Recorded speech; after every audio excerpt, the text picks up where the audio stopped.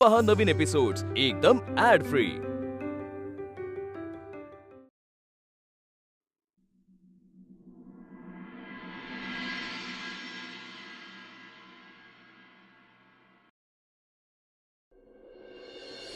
बाबा ओ काय ग? हे घ्या, तिळगुळ घ्या आणि गोड गोड बोला. वा वा. अगं तुझ्यासारख्या गोड बोली बरोबर कडू बोलू शकणार आहे का कोणी? माझा तर प्रश्नच नाही. घे घे घे, तूही घे तिळगुळ आणि अशीच हसत खेळत राहा. बाबा कसे झालेत? छान झाला लाडू. हो, म्हणजे नक्की तुझ्या मामी आत्याने केलेलं नाहीये. तिचे लाडू म्हणजे दात तुटतोय का लाडू फुटतोय कळत नाही कधी कधी. बाबा हो. बरं बाबा ऐका ना, तिच्या हातनं घ्या ना तिळगुळ आणि आज तिच्याशी गोड बोला. तू रिहर्सलला जाणार आज? हो. लाडू घेऊन जा, छान झाले, त्यांना आवडतील. बाबा मामी आत्याविषयी जे बोलले ते लक्षात आहे ना? जरा देवळात जाऊन येतो पटकन. हा,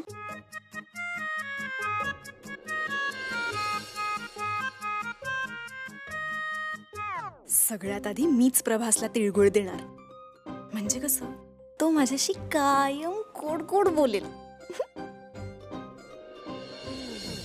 पप्पा उर्मी, अगं बघून चालत जा ना जरा. इकडल्या धुंदीत असत. हे घे, तिळगुळ घे आणि गोड गोड बोल.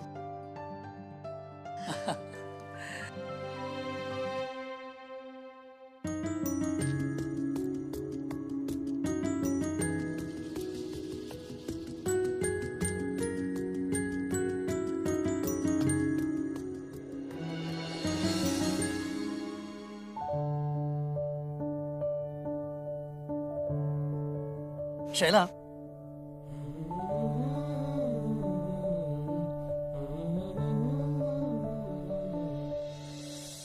शैला शैला, हे बघ तुला जे काही रागवायचं ना ते ह्याला रागव. मला ह्याच्यामुळे यायला उशीर झालाय. उगाच खोटं बोलू नकोस. आपल्या चुकांचं खापर दुसऱ्यांवर फोडायचं नसतं हे तूच सांगतोस ना नेहमी, आणि तूच आता खोटं बोलतोस. अगं मी कोणाची शपथ घेऊ? तुझी शपथ. मला ह्याच्यामुळे उशीर झाला. उगाच कारण देऊ नकोस. सरळ मान्य कर ना तुला उशीर झालाय म्हणून. कशाला खोटं बोलतोस? विषय संपतो. शैला,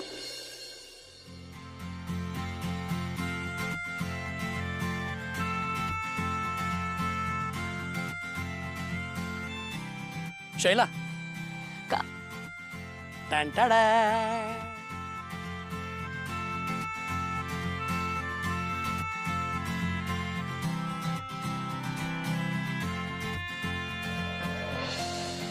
शैला, अगं हे काय? मी तुझ्यासाठी तुझ्या आवडीचे तिळगुळ करून आणले आणि तू मात्र असं म्हणतोय जसं काय स्वतःच केलेस ते तिळगुळ. म्हणजे मीच केलेत ते. काहीही. अरे काही काय, खरंच मी केलेत. हं?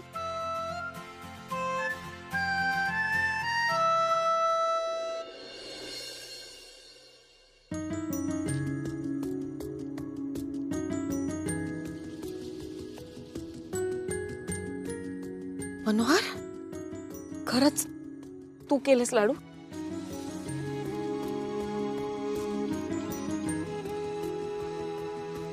तुझ्यासाठी.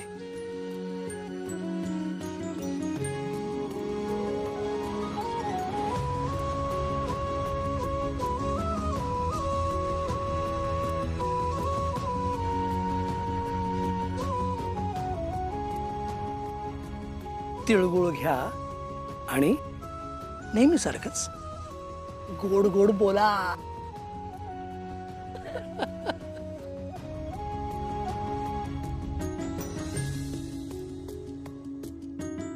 तू सुद्धा तिळगुळ घे आणि गोड गोड बोल.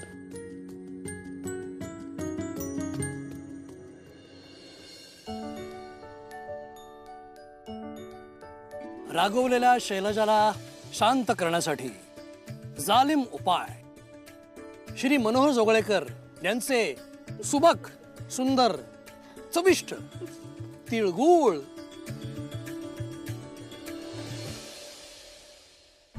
मामा काय झालंय? कुठे हरवलायस तू? अगं नाही, काय नाही. चल येतो. ए मामा, येतो काय येतो? आणि मला कोण देणार तिळगुळ? अरे हो, विसरलोच. तिळगुळ घे आणि नेहमीसारखंच गोड गोड बोल. मामा ऐक ना,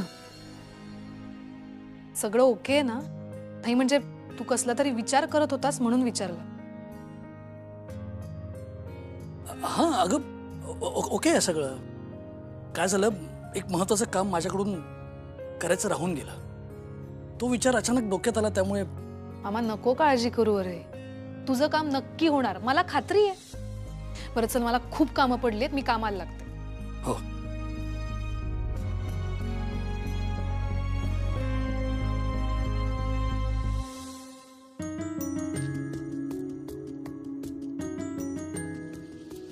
देव करो आणि पिढाचं म्हणणं खरं ठरव. इथून पुढे कायम शैलाजा माझ्याशी गोड बोलू दे. कायम.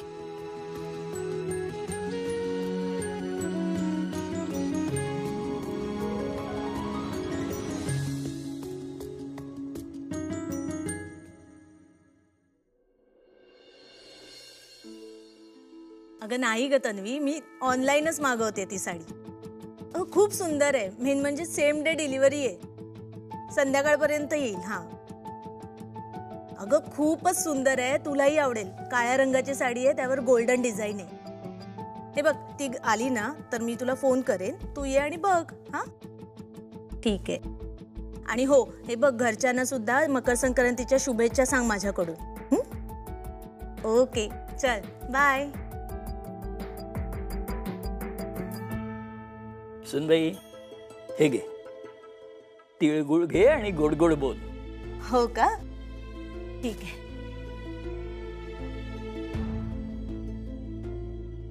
बाबा, मी काय म्हणते, हे सगळे तिळगुळ आहेत ना, तुम्ही शैलजा वंसांनाच द्या.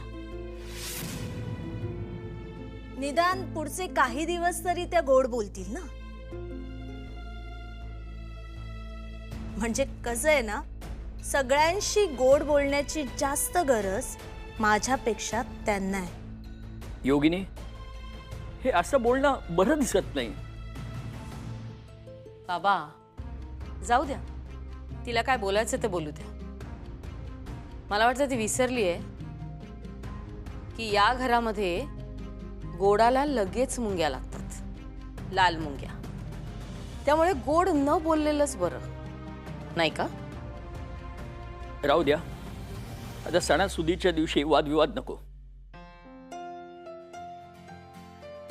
शैले, तिळगुळ घे आणि गोड गोड बोल.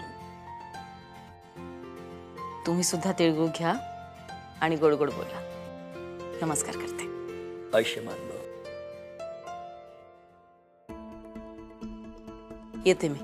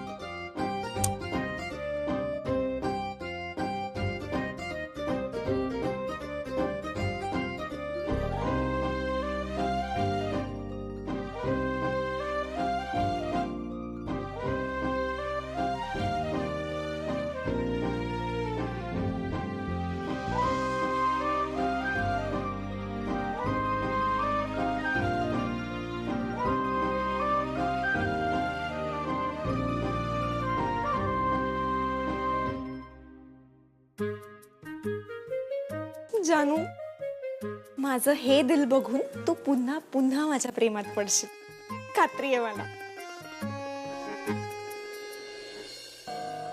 याच्या पुढचे सगळे प्लॅन फिसकटणार बहुतेक. योगिनीच्या या वागण्याचा फटका बसणार.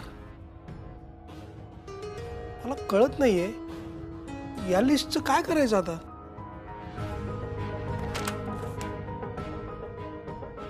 शैलजा सदावर्तेला उद्ध्वस्त करण्याचे माझे प्लॅन कोणीही उधळू शकत नाही.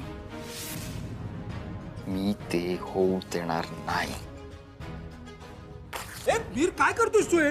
मी मिहिर मी मी प्रयत्न करणार. एकदा नाही 1000 वेळा प्रयत्न करेन, पण शैलजाला उद्ध्वस्त केल्याशिवाय मी शांत बसणार नाही.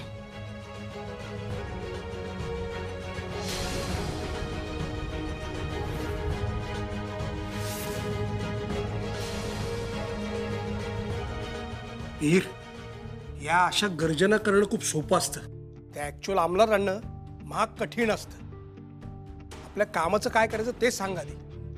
आत्याला अशा कुठल्या तरी झोलमध्ये अडकवायला हवं ज्यातून ती कधीच बाहेर नाही पडू शकणार. आणि त्यानंतर आत्या आणि प्रभास दोघांचा एकत्र काटा काढेन मी. तू म्हणतोयस ते बरोबर आहे. आपण तसंच करूया.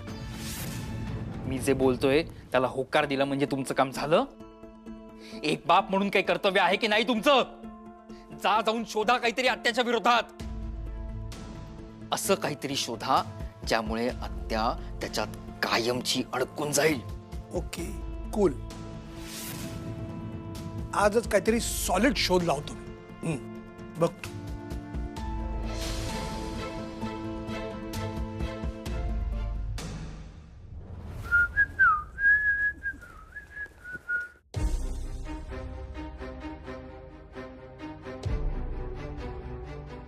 या माणसाला मी कुठेतरी बघितलंय.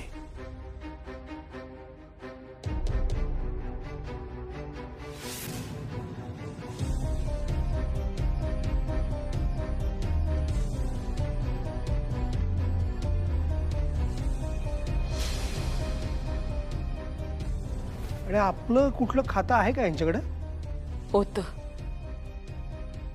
पण कोणतंही कारण न देता कायमचं बंद केलं त्यांनी. हा, शैला म्हणली होती या माणसाकडे आपलं कुठलं तरी अकाउंट आहे आणि यांनी ते न सांगता बंद केलंय. पण शैलजा याच्याशी एवढं रुक्षपणे वागून सुद्धा हा परत कसा काय आला? याचा अर्थ हा माणूस दिसतो तितका साधा नाहीये.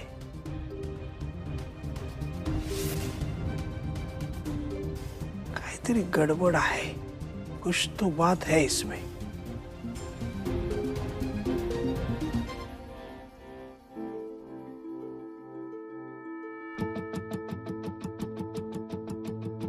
नमस्कार. कुणाला भेटायचंय? नमस्कार, मी मनोहर जोगळेकर, संगमनेरहून आलोय. संगमनेरवरून आलेलं काहीच नकोय आता मला या घरात. अगदी माणूसही. प्रभास आत्ताच म्हणजे अचानक संगमनेरला जायला निघालाय. संगमनेर? हे बाबा, अरे शैलाला जर का कळलं ना ती प्रभासला कच्चा खाईल. तुला आठवते ना शैला काय म्हणत होती ते? संगमनेर हा शब्द सुद्धा विष आहे माझ्यासाठी. मला शैलजा मॅडमना भेटायचं होतं. शैलजा मॅडम? शैलाला? ती नेमकी आत्ता बाहेर गेली आहे. पण ठीक आहे, तुम्ही संगमनेरवरून आलात ना, फोन केला पाहिजे तिला. फोन केला की लगेच येईल ती. नाही नाही, नको नको. उगीच माझ्यामुळे त्यांना त्रास नको. हा त्रास कसला आलाय? तुम्हाला माहिती आहे ना तिला माणसांची किती आवड येते. आणि त्यात तुम्ही संगमनेरवरून आलायत. लावतो लगेच. नाही नको, मला कल्पना आहे त्याची. काही विशेष काम आहे का तिच्याकडे? नाही, मला सांगितलं तरी चालेल. नाही, तसं काही विशेष नाही. शैलजाकडे विशेष काम नसताना एवढ्या लांबून कोणी येत नाही.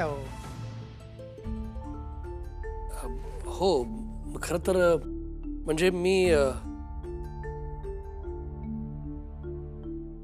नाही नको, मी नंतर येतो. थँक्यू. तेव्हा खूप उशीर झालेला असेल.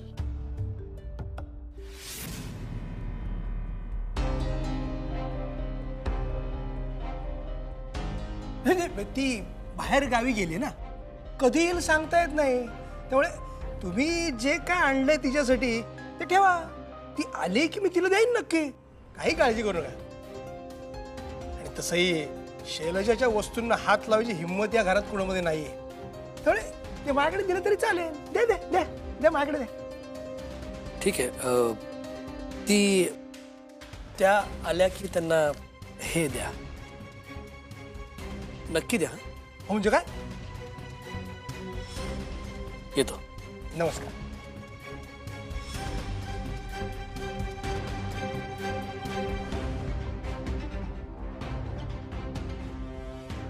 संगमनेर.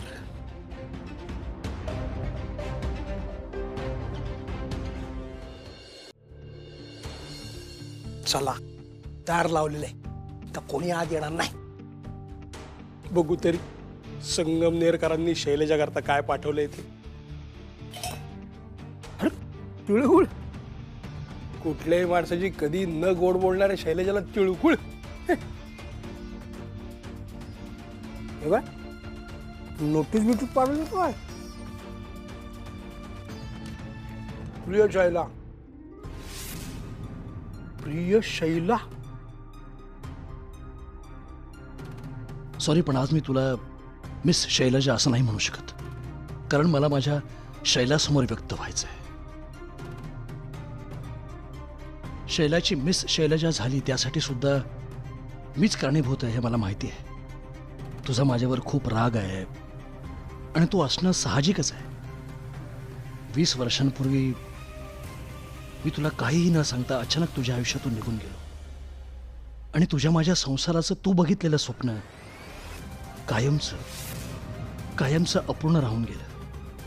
पण शैला, हे सगळं का आणि कोणत्या परिस्थितीमध्ये घडलं हे तुला कळणं गरजेचं आहे. आणि त्यानंतर तू ठरव की मला आयुष्यभराची शिक्षा द्यायची की ताबडतोब माफ करायचं. शैला, कधी कधी आयुष्यात असे काही प्रसंग ओढवतात की आपल्याला आपलं सर्वस्व पणाला लावावं लागतं, नात्यांच्या कसोटीला सामोरं जावं लागतं. मलाही लागलं. माझ्या ताईच्या नंडेचं एका मुलावर प्रेम होतं, पण माझ्या भाऊजींच्या विरोधाला न जुमानता ती पळून गेली आणि तिच्या हातून नको ती चूक घडली. 2 महिन्यांची गरोदर असताना तिचा प्रियकर तिला सोडून पळून गेला आणि ती माघारी परतली. रघुनाथरावांची इब्रत चव्हाट्यावर येणार होती, त्यामुळे ते पूर्णपणे खचले होते.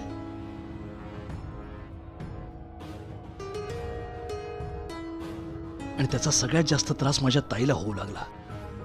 त्या दोघांना होणारा त्रास मला असह्य झाला. आणि शेवटी ताईचं सौभाग्य आणि संसार यापैकी कशालाच धक्का लागू नये म्हणून मी रघुनाथरावांच्या बहिणीशी लग्न केलं. पण शैला, माझ्यावर विश्वास ठेव. मी रजनीला त्याच रात्री सांगून टाकलं होतं की हे नातं फक्त जगाला दाखवण्यासाठी असेल. मी या नात्याला कुठल्याच प्रकारचा न्याय देऊ शकणार नाही. आणि आजपर्यंत मी फक्त तिला माझं नावच दिलंय. शैला, मी सूर भंगले की गाडं जुळून येत नाही असं म्हणतात, पण तरीही माझी इच्छा आहे की आपल्या नात्याच्या ह्या गाण्याला आपण नव्याने गाऊ. जोडीदार म्हणून नाही, पण निदान चांगले मित्र बनून राहू. तुझ्या उत्तराची पुन्हा एकदा वाट बघतोय. फक्त तुझा मनोहर. वा, काय दर्द या पत्रात.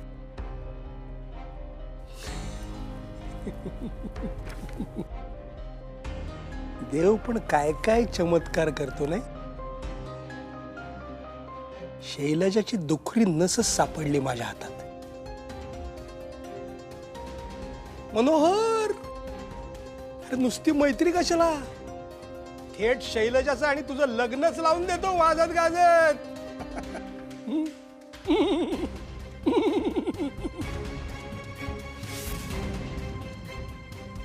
लाज लाजरी गोड गोजिरी शैला तू होणार नवरी.